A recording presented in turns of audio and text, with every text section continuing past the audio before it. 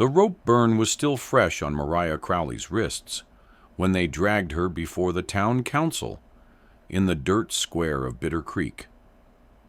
Her belly swollen 6 months heavy with child, she stumbled on the wooden platform they'd built for judgments and hangings both, her bare feet scraping splinters from the warped planks. The August sun beat down merciless, turning the air thick as syrup, and the dust devils danced between the silent crowd like spirits come to bear witness. She was 23 years old. Her dark hair hung in matted ropes down her back, still clinging with pine needles and forest debris. Her calico dress, the blue one her dead mother had sewn, was torn at the shoulder, showing skin scraped raw and bleeding. Her hands instinctively cupped her belly, protecting what lived there, even as her own life hung by a thread, thin as spider silk. "Mariah Crowley," announced Josiah Crane, the town magistrate, a man whose belly preceded him into every room and whose breath always carried the stink of whiskey, poorly hidden. "You stand accused of unnatural congress, of witchery, of abandoning your husband's home in the night to commune with dark spirits in the forest." He paused, letting the words settle like crows on a fence post. "And of conspiring to bring curse upon this town through the child you carry." The crowd murmured. Mariah could feel their eyes on her, some curious, some afraid, most just hungry for spectacle in a life that offered little else. She recognized faces. Martha Healy, who'd shared her sourdough starter just last spring. Tom Brewster, who'd helped her late husband fix their roof before the consumption took him. Even young Sarah Potts, barely 14, whom Mariah had taught to read using her mother's old Bible. Not one of them met her eyes now. "I followed a child, crying," Mariah said, her voice cracked and dry. "That's all.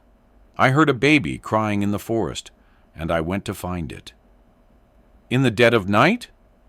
This from Reverend Michaels, whose collar was always too tight and whose sermons always ran too long. A decent Christian woman, 6 months widowed and with child, wandering the devil's woods at midnight? What manner of Christian follows strange sounds into darkness? "A mother," Mariah whispered. Crane held up a burlap sack. From it, he withdrew objects one by one. A bundle of dried sage tied with red thread, a small carved figure of cottonwood root, 3 stones painted with symbols, old things her grandmother had kept, remnants of knowledge from Ireland's green hills before the hunger ships. "Found in her cabin," Crane announced, "tools of witchcraft." Elias Crowley, her dead husband's brother, stepped forward and spat at her feet. "Whore! James wasn't cold 3 months before you started showing. Whose bastard is it you carry?" The crowd's murmur grew louder. Mariah felt the platform sway beneath her feet. She hadn't eaten in 2 days. Not since they'd locked her in the root cellar. Not since they'd bound her, wrists so tight the rope had bitten through skin. "I carry my husband's child," she said. "James's son or daughter." "Liar!" Elias's face reddened. James was sick half a year, could barely rise from bed. That child's spawned from sin. It wasn't true, but truth didn't matter here. Elias wanted her land, the 40 acres James had left her. A widow with property was an inconvenience. A dead witch was an opportunity. 3 nights before they took her, Mariah had been alone in the cabin James built, the one that still smelled of his tobacco and leather, even 4 months after they'd buried him. The baby turned restless inside her, pressing against her ribs like it was trying to climb out through bone. She couldn't sleep. The August heat made the air inside thick enough to choke on, so she sat by the open window, letting the night breeze cool her swollen ankles. That's when she heard it. A child crying. Not the angry wail of a hungry infant, but something softer, more broken. The sound of a little one lost and scared, calling for someone who wouldn't come. The sound drifted through the pines, distant but clear as church bells on Sunday morning. Mariah's first thought was the Hutchinson boy, little Michael, who sometimes wandered from his family's homestead a mile east. But the Hutchinsons had moved on 2 months back, driven out by failed crops and broken promises. There were no other children living close enough for her to hear. Still, the crying continued. Thin and reedy, like wind through a hollow log, but unmistakably human. She pulled her shawl around her shoulders and lit the oil lamp. Her feet found her boots by the door, the leather still holding the shape of her swollen feet. She knew it was foolish. A pregnant woman alone, walking into darkness. But the crying pulled at something deep in her chest, something that had nothing to do with sense and everything to do with the life growing inside her. The forest swallowed her whole. Pine branches caught at her dress and hair. The lamp cast jittering shadows that made the trees seem alive, reaching. Her breath came harder as the path, what little path there was, grew steeper, winding up toward the ridge where the old growth stood, trees older than the town, older than white men's claims to this land. The crying led her deeper, always just ahead, always just out of reach. She walked for what felt like hours. Her feet ached. The baby kicked hard against her spine, protesting the journey. Sweat ran down her back, despite the cool night air. But the crying never stopped, and she couldn't turn back, couldn't abandon whatever child was lost out here in the devil's dark. Then she saw the light. Not lamplight or firelight, but something else. A pale blue glow emanating from a clearing ahead. The crying had stopped.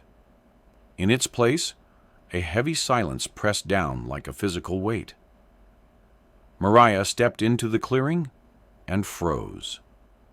A circle of stones stood in the center, each one carved with symbols she recognized from her grandmother's old things. In the middle of the circle lay a deer, freshly killed, its throat cut clean. The blood was still wet, still steaming in the cool air. And standing over it, wearing a dark cloak with symbols painted in what looked like ash or mud, was a figure she couldn't quite see clearly. Before she could move, could run, could scream, rough hands grabbed her from behind. "Caught you!" Elias Crowley's voice hissed in her ear. "Caught you red-handed with your devil worship!" She tried to fight, tried to explain, but there were 3 of them. Elias, the magistrate's son, and Tom Brewster, whose betrayal cut deeper than the others. They bound her wrists with rope that bit like teeth. The cloaked figure in the clearing had vanished like smoke. They dragged her back through the forest, her protests falling on deaf ears, and by dawn the whole town knew. The widow Crowley had been caught practicing witchcraft in the woods. The sun had reached its cruel zenith when the stranger rode into Bitter Creek on a horse the color of smoke and ash. He sat his saddle like a man who'd forgotten how to do anything else, his back straight, despite the dust of 100 miles coating his clothes. His face was weathered leather, lined deep around the eyes and mouth, not from smiling, but from squinting into too many hard distances. A Confederate cavalry hat sat low on his brow, faded gray and stained with salt rings from years of sweat. He wore no gun belt, but a rifle rode in a scabbard on his saddle, and a long knife hung from his belt in a beaded sheath that spoke of Cheyenne craftsmanship. His name was Caleb Stone. though he hadn't spoken it aloud in 3 years. Not since Shiloh. Not since he'd buried what remained of his wife and daughter, after the border raiders came through Kansas. He'd been riding west with no destination, just movement to keep the memories at bay, when he'd stopped for water at a creek 5 miles back and heard 2 trappers talking about the witch trial in Bitter Creek. How they'd caught a pregnant woman doing devil's work in the forest. How they were going to hang her come sunset, baby and all, and cleanse the town of her evil. Something in Caleb's chest had tightened at that. He'd seen enough killing, enough injustice dressed up in righteous words. He'd told himself he was done interfering, done trying to fix what was broken in this world. But the image of a pregnant woman on a gallows wouldn't leave him, kept rising up behind his eyes like smoke from a fire that wouldn't die. So he'd turned his horse north toward Bitter Creek. Now he sat at the edge of the crowd, watching the scene unfold on the platform. The woman, Mariah they called her, stood with her hands bound before her, her belly round with life, even as they prepared her for death. Her face was bruised, her dress torn, but her eyes held something Caleb recognized. Not fear, but a kind of fierce determination to stay standing, to not give them the satisfaction of seeing her break. "We find you guilty," Crane was saying, his voice booming across the square. "Guilty of witchcraft, of fornication with dark spirits, of carrying a cursed child. The sentence is death by hanging, to be carried out immediately so that your evil may not spread further." A woman in the crowd, older, with gray hair pinned severe, produced a wooden sign. Painted on it in crude black letters were the words, "Witch, Devil's Whore." They hung it around Mariah's neck on a rope that matched the one binding her wrists. The wood was heavy enough that her shoulders sagged under its weight. Mariah swayed but didn't fall. Her lips moved in what might have been prayer, or might have been curses. Caleb couldn't tell from this distance. "Any last words?" Crane asked, though his tone suggested he didn't care for an answer. Mariah raised her head. Her voice came out stronger than Caleb expected. "I am innocent. God knows it, and he will judge you for this." "God's judgment is here," Reverend Michaels intoned, "and it finds you wanting." They brought out the rope, thick hemp, the noose already tied. Elias Crowley held it up like a trophy, grinning. They positioned Mariah beneath the hanging beam, slipped the noose over her head. The rough hemp scraped against her throat, already raw from 2 days of screaming her innocence into deaf ears. Caleb's hands tightened on his reins. The horse shifted beneath him, sensing his tension. He should ride on. This wasn't his town, wasn't his fight. He'd learned the hard way that playing hero only got you ghosts to keep you company at night. But his daughter would have been about this woman's age now, if she'd lived. And she'd been carrying his grandchild when the raiders killed her. The image rose unbidden. His daughter's body in the burned cabin, her hands still curved, protective around her belly. Before Caleb knew he was moving, he'd urged his horse forward through the crowd. "Hold," he said, his voice carrying that particular quality of command that came from leading men through cannon fire. The crowd parted instinctively. Heads turned. Crane looked up, annoyed at the interruption. "This is town business, stranger. Best you ride on." Caleb dismounted slowly, deliberately. He walked to the platform with the careful steps of a man who'd learned to measure violence in increments. When he reached the stairs, he stopped and looked up at Mariah. Their eyes met, and something passed between them. Recognition, maybe, of two people who'd both learned that the world could take everything and expect you to keep breathing anyway. "I said this is town business," Crane repeated, his hand moving toward the pistol at his belt. "You got no right." "I got the right of a witness," Caleb said, his voice flat and hard as iron. "I was in those woods 3 nights back. I saw what happened." A lie, but a necessary one. The crowd stirred, uncertain now. Mariah's eyes widened, confusion and desperate hope warring in her expression. "You weren't nowhere near those woods," Elias snarled, stepping forward. "I know every man in this territory, and I never seen you before." "That's the advantage of being a stranger," Caleb said. "Nobody notices when you're watching." He turned to address the crowd, pitching his voice to Carrie. "I was camped up on the ridge, couldn't sleep. I heard crying too, a child's voice. I followed it, same as she did." "And what did you see?" This from Reverend Michaels, his voice dripping skepticism. "I saw men," Caleb said. 3 of them, one wearing a cloak, playing at devil worship. I saw them wait for her, knowing she'd come, knowing a woman who'd lost her husband, who was carrying a child, couldn't ignore the sound of a baby crying. He paused, let his eyes sweep across the crowd. "I saw a trap, and I saw the same men who claimed to have caught her at witchcraft were the ones who set that trap in the first place."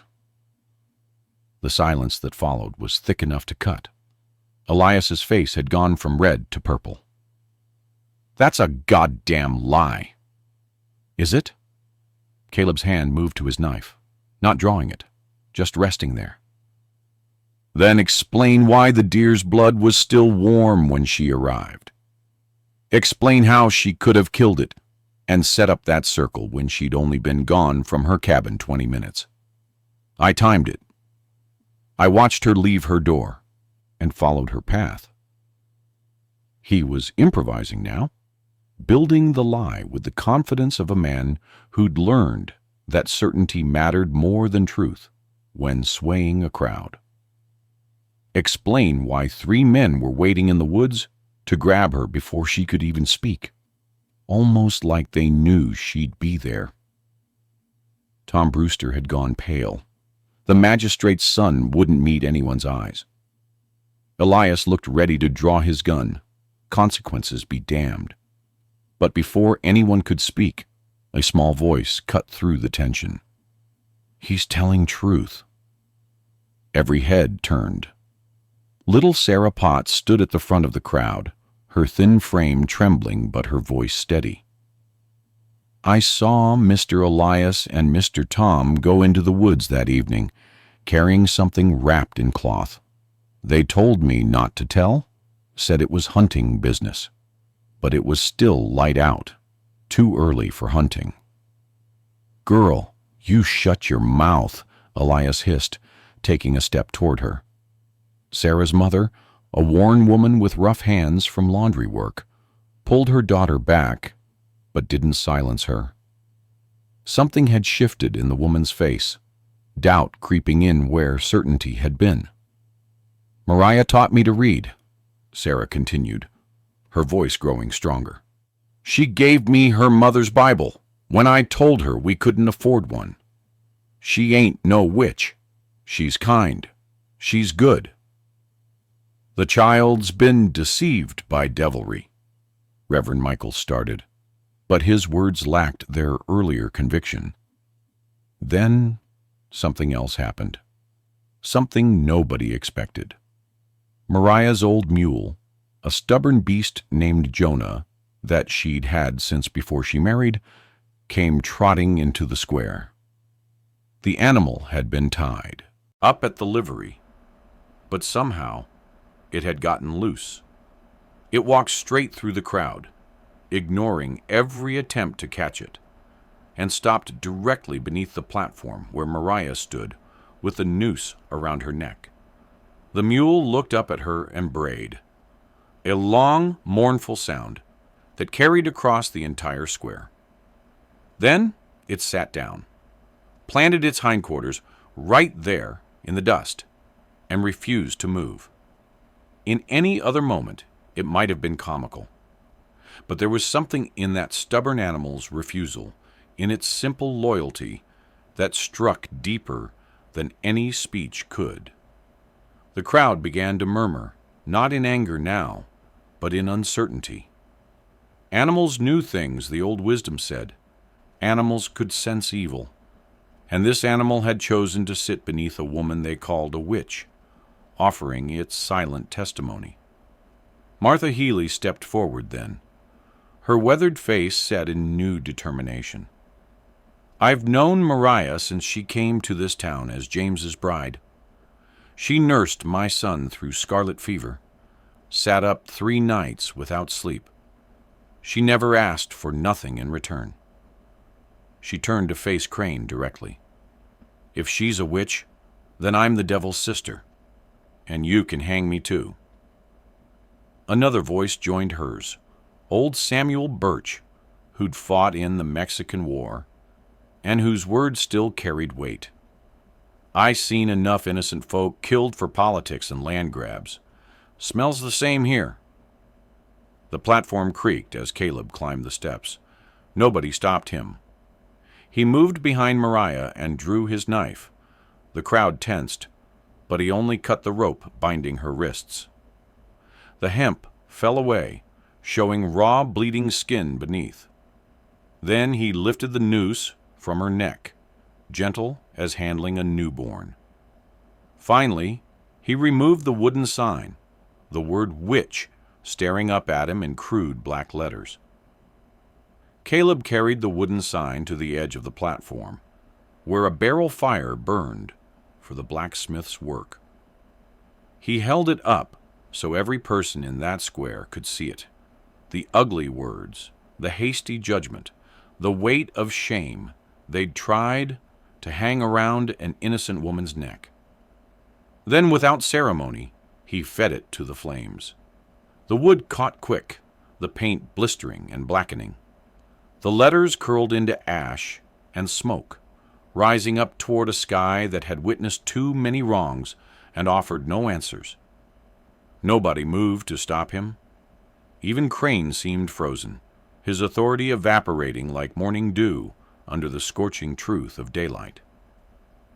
Elias made one last attempt, his hand going to his gun. You're interfering with justice. There ain't no justice here, Caleb said, his hand already on his own knife. Just greed wearing a righteous mask. You want her land. We all know it. Question is whether this town's going to let you kill a pregnant woman to get it. The 2 men stared at each other across the dusty square. For a moment, violence hung in the air like the smell before lightning strikes.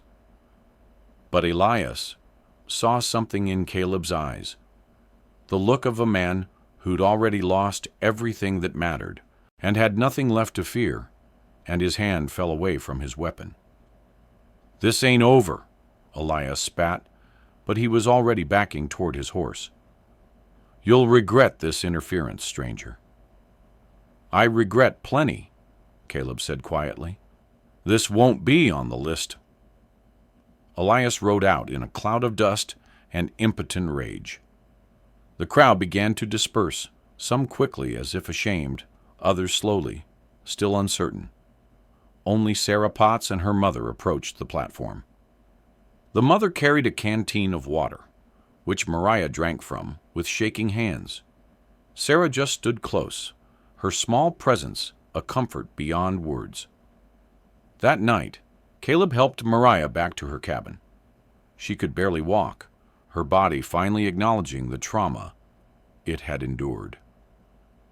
He carried her the last 100 yards, feeling the weight of her and the child both, feeling the terrible fragility of life in his arms.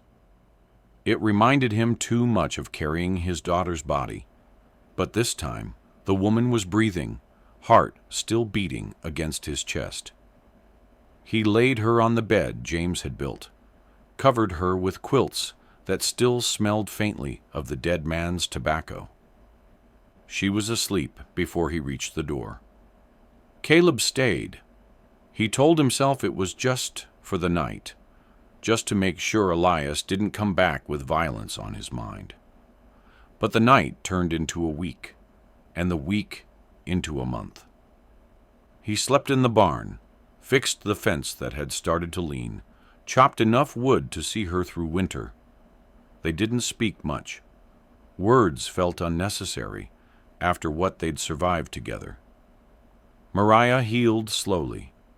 The rope burns on her wrists scabbed over, then scarred. Thin white lines she'd carry forever. She didn't try to hide them. Some mornings, Caleb would find her standing at the window, one hand on her belly, the other tracing those scars like reading Braille, remembering. 3 months later, when the first snow began to fall, Mariah's water broke. Caleb rode hard for the midwife, brought her back through the storm. He waited outside in the cold, listening to Mariah's screams, hearing echoes of his daughter's voice in every cry.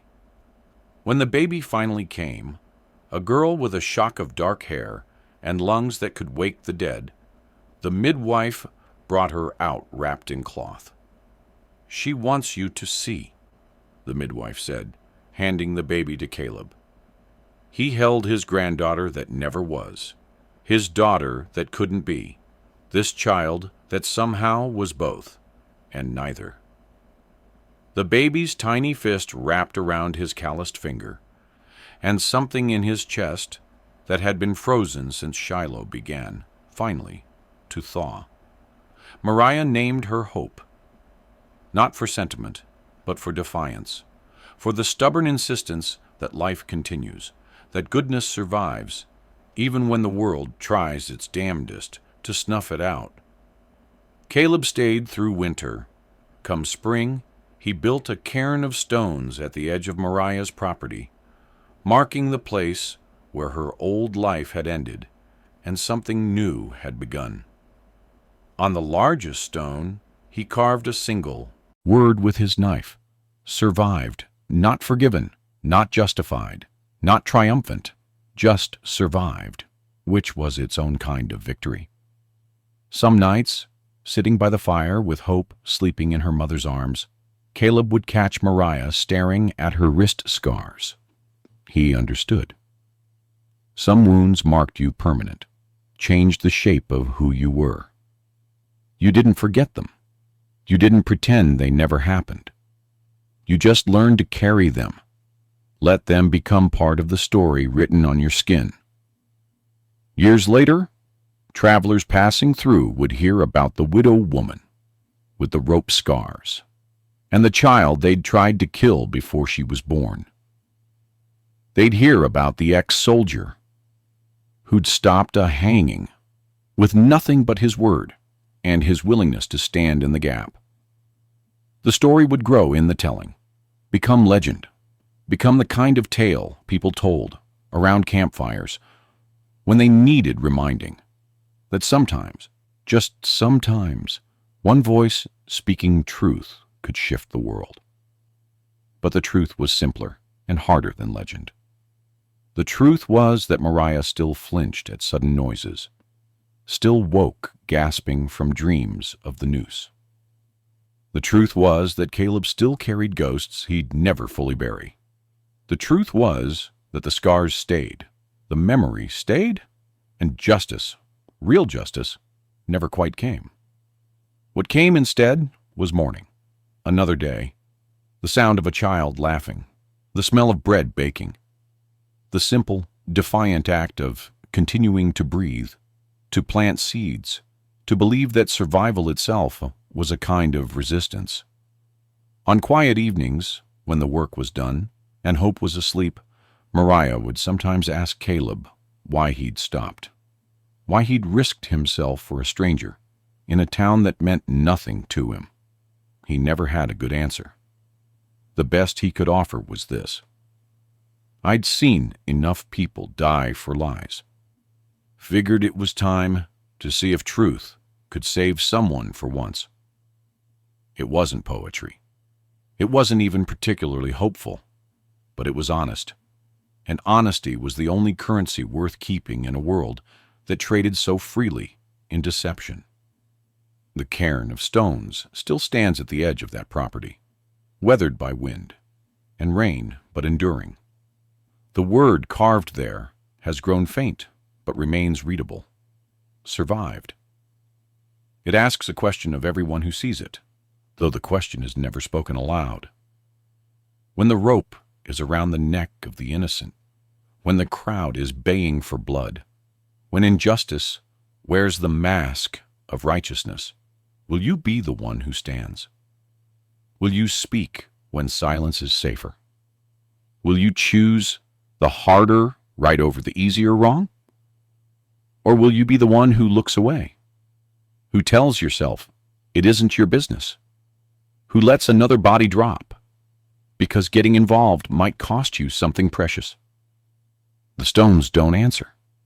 They just stand there, silent witnesses, marking the place where one woman refused to die and one man refused to let her. And in that refusal, in that stubborn insistence on mercy over judgment, on truth over convenience, on life over death, that's where the real story lives. Not in triumph, not in vindication, but in the quiet, unglamorous work of survival, in the scars that don't fade, in the mourning that comes anyway, in the simple fact that the rope burned but didn't break her. If this story stirred something in you, if you felt the dust on your boots and the rope burn on your wrists, then subscribe to keep the campfire burning. More tales of defiance, survival, and the Wild West await. Don't let the story end here. Hit that subscribe button and ride with us into the next legend.